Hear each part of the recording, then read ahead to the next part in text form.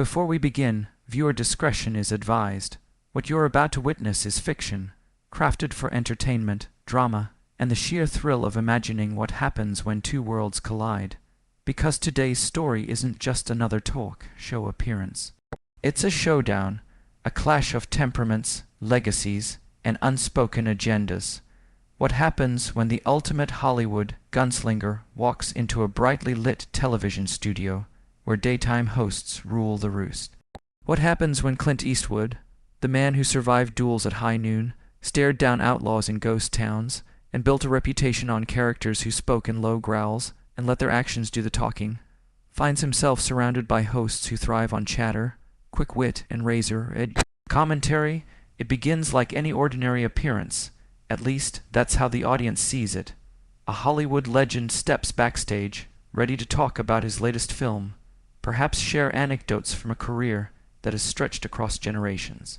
The producers smile, the assistants scurry, the audience murmurs with excitement.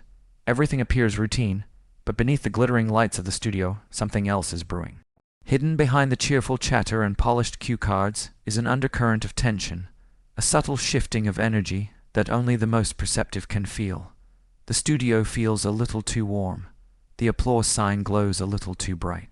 And the air seems charged with something that has nothing to do with movie promotion. Clint Eastwood enters with the unmistakable aura that made him a legend. Even at a glance, he radiates the calm self, possession of a man who has lived 100 lives on screen. The deep lines on his face tell stories more powerful than dialogue ever could, stories of grit, loneliness, justice, and redemption. His presence instantly invokes the dusty streets of westerns, the moral weight of dramas, the commanding authority of a lifelong filmmaker. On the opposite side of the stage sits Joy Behar, sharp-witted, unapologetic, and utterly unafraid of confrontation. She isn't intimidated by fame. She isn't dazzled by iconic careers. If anything, she sees Clint's legendary stature as a challenge. And Joy Behar has never been one to pass up a challenge. The studio audience sees only her practiced smile, but the smile doesn't quite touch her eyes. Behind those eyes is calculation. The set is immaculate, polished table warm, toned backdrop, swirling stage lights that shift from soft gold to electric blue. The cameras glide across the room like silent predators. Every detail seems perfectly engineered for light conversation, for the friendly banter that millions of viewers expect from daytime television. Yet none of those viewers are prepared for what is coming. Whoopi Goldberg, seasoned professional and master of composure, prepares her introduction with her signature warmth. Sarah Haynes sits forward in genuine admiration, because despite what the producers have planned, Sarah truly respects Eastwood, both the filmmaker and the man. She radiates sincerity, unaware that she is sitting just inches away from a brewing storm. In that moment, the contrast between the two factions on the stage becomes almost cinematic. On one side, respect, curiosity, professionalism. On the other, provocation waiting for its cue, and Clint Eastwood, unaware of the coming storm but steady as ever, walks right into the middle. The theme music fades, replaced by a tidal wave of applause. It sweeps through the room with surprising force, as if even the audience can sense they are in the presence of someone whose career has shaped entire eras of American cinema. Whoopi rises slightly in her chair, projecting warmth and gravitas in equal measure. "Ladies and gentlemen," she says, her voice rich with admiration, "please welcome the legendary Clint Eastwood." The crowd erupts, clapping, cheering, some even whistling. For a moment, the studio feels transformed, not into a talk show, but into a movie premiere or a lifetime achievement ceremony. People rise from their seats just to catch a better glimpse of him, and then he appears. Clint Eastwood steps into the spotlight the way only Clint Eastwood can, quietly, effortlessly, yet commanding every inch of the room. He doesn't need to gesture or smile widely or play to the cameras. His mere presence fills the space. He walks with a slow, deliberate confidence, not the swagger of youth, but the steadiness of a man who has earned every ounce of respect he receives. He nods to the audience, offers a modest smile, and greets the hosts with a polite handshake. To most watching at home, this seems like the start of a charming, nostalgic interview, one where Eastwood reflects on his decades of filmmaking, storytelling, and cultural impact. But something subtle shifts the moment he takes his seat. Joy Behar leans back, watching him with an expression that is almost predatory in its patience. She's waiting for the right moment to strike, to challenge, to provoke. Eastwood, aware or not, settles in with calm composure. His eyes scan the room, not nervously, but with the observational sharpness of a man who has spent a lifetime reading people and environments. For a few seconds, everything is still. The applause dies down, the cameras zoom in, the lights intensify. A legendary filmmaker and a skilled provocateur now share the same stage. One built his legacy on stoic strength, the other built her reputation on fearless confrontation. The contrast is electric. No one in the audience realizes that the easy conversation they expect about filmmaking, legacy, and art is about to twist into something far more charged, something unpredictable, something unforgettable, because when a Hollywood icon meets daytime television's most relentless firestarter, the question isn't just who will talk louder or land the sharpest line. The real question is, his steps are measured, each one unhurried, as though he has all the time in the world. His posture is relaxed, yet there is an undeniable power in the way he carries himself, a quiet authority that needs no announcement. Clint Eastwood doesn't rush, he doesn't fidget, he simply exists in the space, and the room rearranges itself around him. It's the sort of presence that can't be manufactured or imitated. It's earned, forged over decades of surviving Hollywood, reinvention, criticism, and acclaim. When he settles into his chair, his movements are deliberate. His weathered hands that have held cameras, guns, scripts, reins, and the entire weight of decades of filmmaking, rest calmly on the armrests. His eyes sweep across the table, and the host seated there.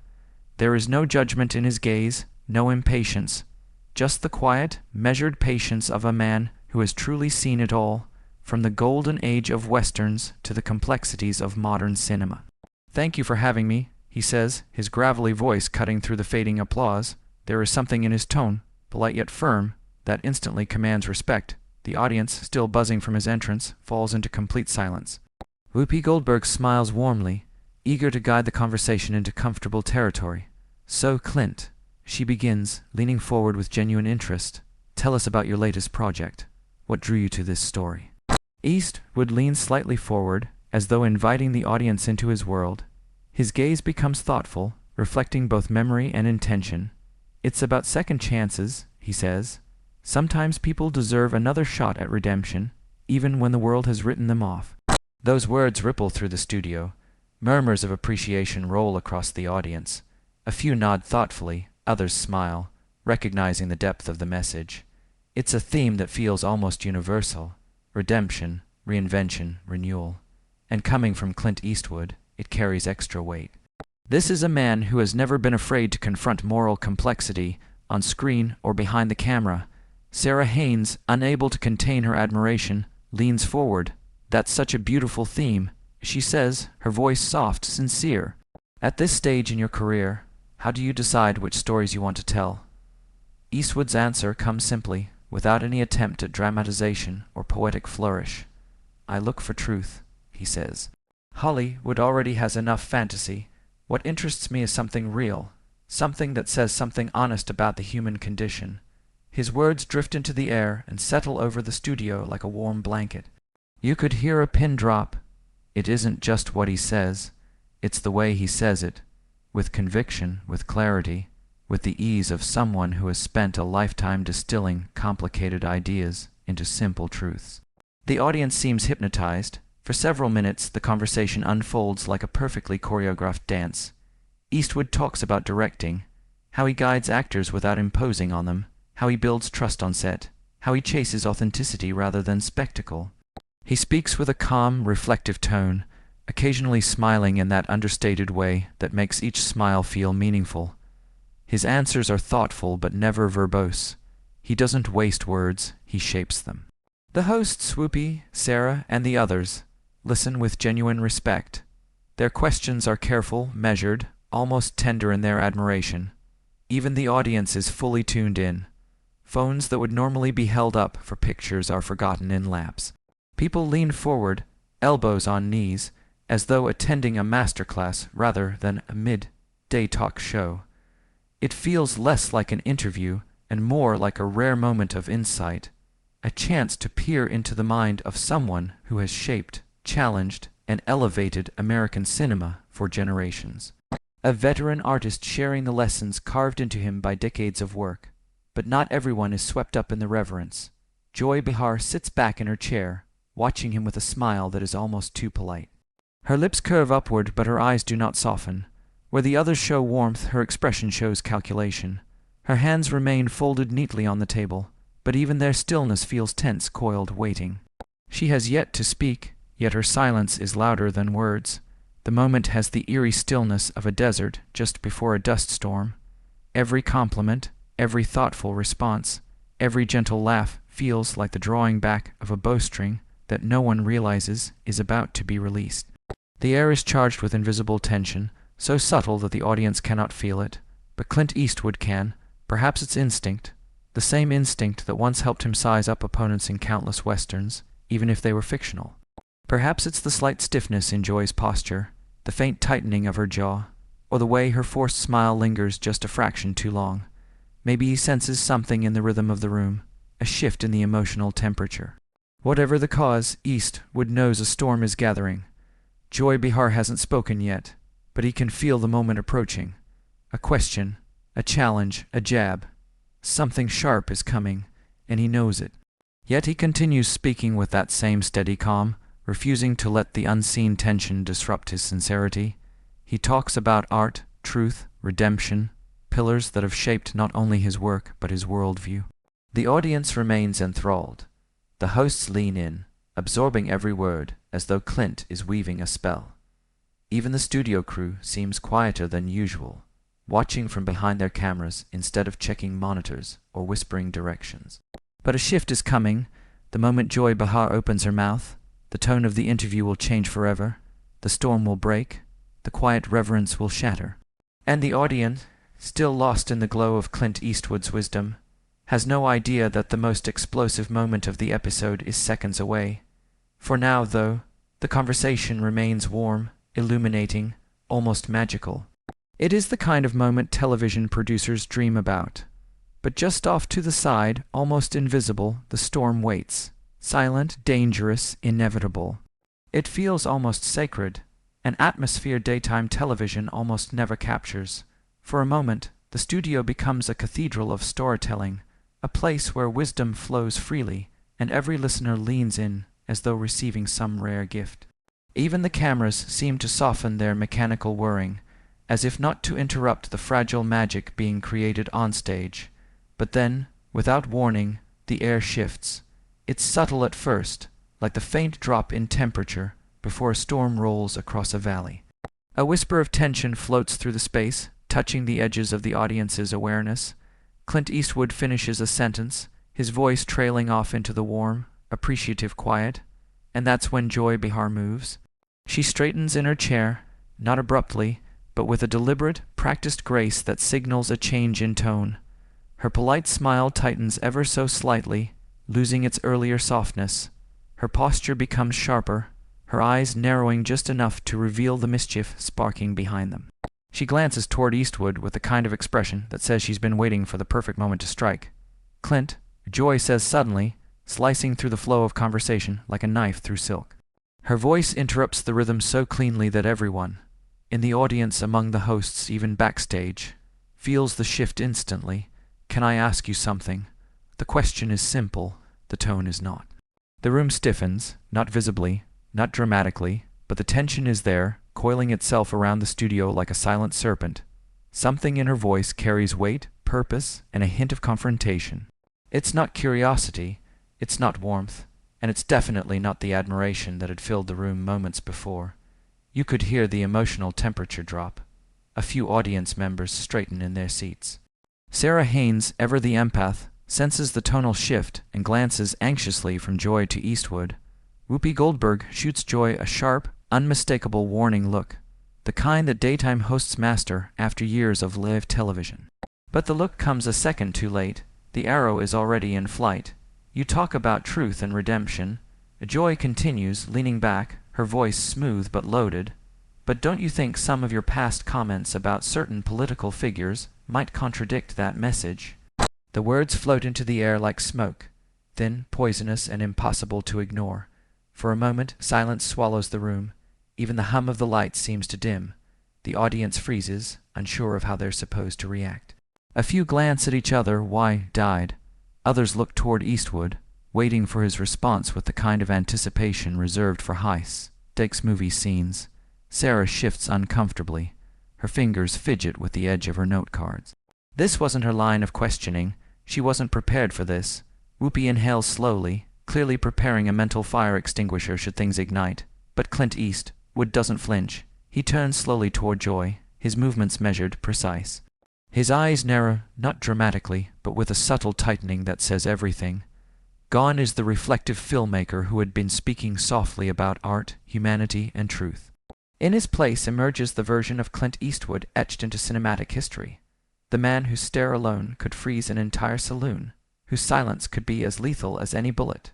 When he speaks, his voice holds no anger. It doesn't need any. Which comments would those be, Joy? He asks, his tone calm and steady, but unmistakably edged with steel. The question is simple. The message behind it is not. It's the kind of tone that warns the other person to choose their next words carefully. But Joy Behar has made a career out of ignoring warnings. She smiles, almost sweetly, and tilts her head as though she's about to compliment him. But the sweetness is thin, artificial, like sugar coating hiding something bitter underneath.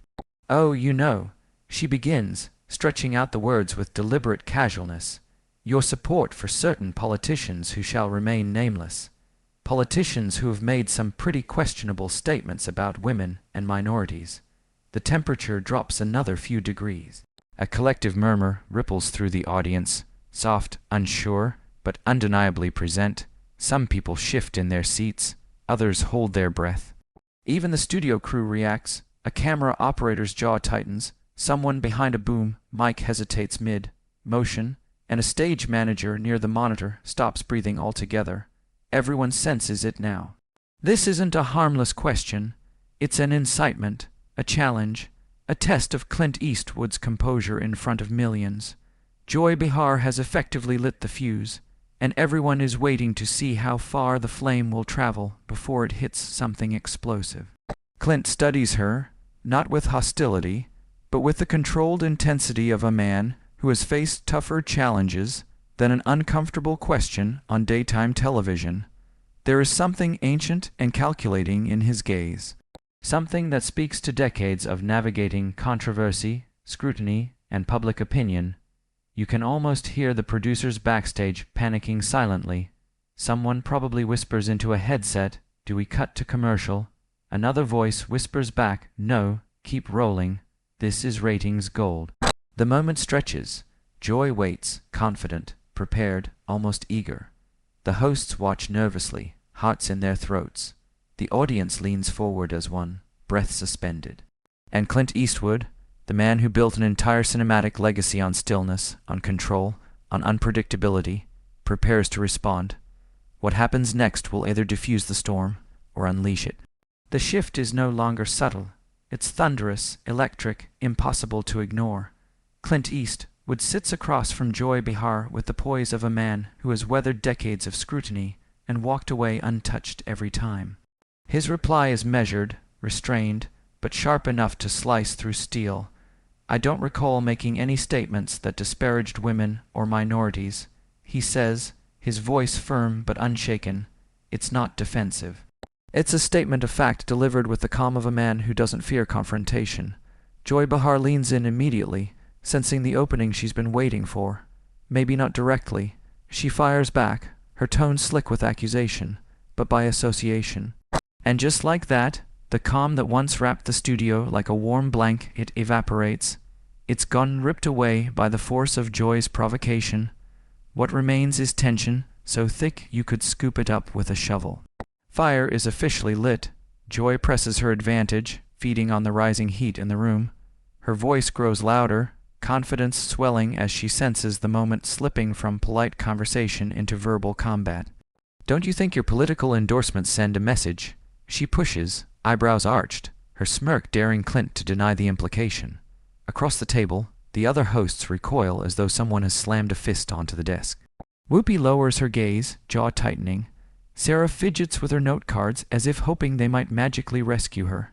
Sunny shifts back slightly, eyes wide with the unmistakable expression of someone thinking, this was not in the script. No one expected this turn. Not today, not with Clint Eastwood, not in front of a live studio audience. But Clint, he almost looks like he did. He leans back in his chair, settling into it with the casual composure of a sheriff stepping out of a saloon at high noon, dust swirling at his boots. His face remains carved from the same granite that made him an icon. He fixes Joy with a stare so cold it feels like it could crack the camera lens. When he finally speaks, the silence fractures cleanly around his words. "Young lady," he begins calmly but with unmistakable authority, "I've been in this business since before you were born. I've worked with people of every background, every persuasion, and I judge them by their character, not their party affiliation." The audience gasps loudly, the kind of gasp that rolls across the studio like a wave hitting shore. Joy bristles instantly at the phrase "young lady." Her face tightens, her spine straightens, and her composure flickers. "Excuse me," she snaps, her voice rising an octave. "But I think I have every right to ask tough questions of my guests."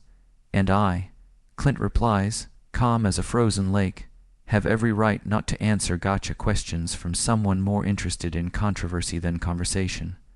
This time, the gasp isn't a wave. It's an explosion, a sharp collective inhale that ricochets around the studio. Someone in the front row even mutters an "oh my God." Joy's cheeks flush crimson, her eyes blaze with indignation. But instead of backing down, she barrels forward, her voice climbing higher, sharper. "Gotcha questions," she fires back. "I'm asking about your public statements. That's called journalism." Clint lets out a low chuckle. It isn't a friendly chuckle. It isn't amused. It's the kind of chuckle that says, "You've stepped into the wrong fight." "Oh," he says softly, "is that what we're calling it now? Journalism?" He tilts his head. "In my day, that word meant research and facts, not fishing expeditions. You could hear a pin drop. You could hear a heartbeat." The air becomes so still that even the cameras seem to hesitate, their operators too mesmerized, or terrified, to move. Joy's eyes spark like live wires. "Well," she says, leaning forward in a last-ditch effort to regain control, "there was that whole empty chair thing." Her tone is smug, triumphant, like she's finally played a winning card. A flicker crosses Clint's face, not embarrassment, not retreat, recognition, readiness. He sits up just a hair straighter, and when he speaks, his voice drops low, dangerously low. The kind of low that precedes a verbal lightning strike. "You mean," he says slowly, savoring each word, "when I used a creative metaphor to make a point about, the sentence hangs unfinished, suspended in the air like a blade waiting to fall." The audience leans forward. Joy prepares to pounce. The hosts brace themselves, and the storm, now swirling violently between them, waits for the next thunderclap. The air in the studio is electric, heavy, tense, thick enough to cut with a knife. The moment Joy throws her latest jab, the audience collectively inhales, sensing that the line between interview and confrontation has now fully evaporated. Clint doesn't shift, doesn't blink, doesn't betray even a flicker of discomfort. Instead, he sits perfectly still, his posture straight, his gaze locked onto Joy with unsettling calm. "Yeah, I remember that. What about it?" He replies, his voice even and unhurried, the tone of someone who has walked through fire before and came out the other side unscathed. There's no panic in him, no defensiveness, only a deliberate patience that somehow makes the moment more volatile. Joy seizes the opening immediately, leaning forward with a triumphant glint in her eyes, as though she's finally found the crack in his armor. "Don't you think it was a little, oh, I don't know, unhinged?" Her tone carries a smug certainty, a performer feeding off tension the way a flame feeds on oxygen. She tosses the word "unhinged" like a lit match, daring him to react to it, hoping it will ignite the moment she's been pushing toward. The silence that follows is brutal. No one in the audience dares even shift in their seat. A cameraman freezes mid-adjustment. A makeup artist near the stage lowers her brush slowly, terrified to make even the smallest sound. It is as if the entire studio collectively realizes they are witnessing something that will go viral within minutes. Something raw, unscripted, and dangerously real. Clint leans forward slightly, not much, just enough to show he's stepping into the fight rather than away from it. The steel in his voice returns, sharpened now, honed like a blade.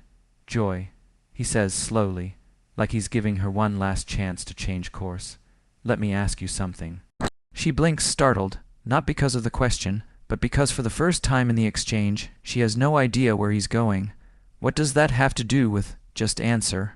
Clint's interruption is swift, precise, and impossibly calm, the verbal equivalent of drawing a gun in a Western duel. The audience gasps softly. Joy stiffens. "How many films have you made?" he asks. Joy opens her mouth, closes it, then scoffs defensively. "That's not the point. I'm a television host." But Clint doesn't allow her the safety of finishing the sentence. "How many films have you directed?" he continues. "Produced, starred in? How many Academy Awards have you won? How many careers have you helped build? How many stories have you told that actually meant something to people?" Each question hits like a hammer, not shouted, not emotional, just devastatingly factual. Joy struggles to respond, her confidence slipping for the first time. Her bravado flickers. She raises her chin, trying desperately to hold her ground. "I entertain people every day on this show." Clint tilts his head slightly, narrowing his eyes. The gesture is subtle, but filled with so much judgment it nearly stops her breath. "Do you?" he asks quietly. "Because from where I'm sitting, it looks like you ambush your guests and stir up controversy for ratings. Tell me, Joy, is that what you consider entertainment?" His words slice through the air with surgical precision. The studio falls into a silence so profound it feels like the walls themselves are listening. Not a single audience member claps or cheers. The moment is too tense, too real, too heavy for applause.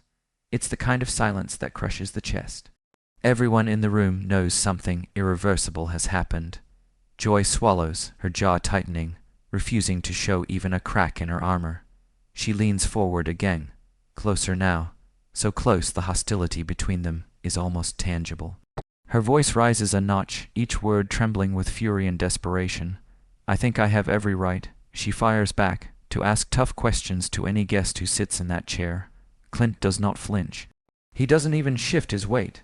His expression remains steady, carved from the same stone, like calm that has defined his entire career. When he finally speaks again, the temperature in the studio seems to drop. It's not the loudness of his voice, quite the opposite. It's the cold control of it. "And I," he says, "have every right not to dignify gotcha questions disguised as journalism." Joy nearly rises out of her chair. Her voice is louder now, shaking, not just with anger, but with the fear of losing control of the narrative. "Gotcha questions. I'm holding you accountable, Clint. That's journalism. That's my job." Clint chuckles, softly, quietly, but with a danger that makes the sound more unsettling than a shout. The audience stiffens. Joy freezes mid-breath. "That's your job," he repeats, voice low. "No, Joy. Your job, your actual job, is to inform people, not provoke them. To ask real questions, not twist narratives. To seek truth, not create drama."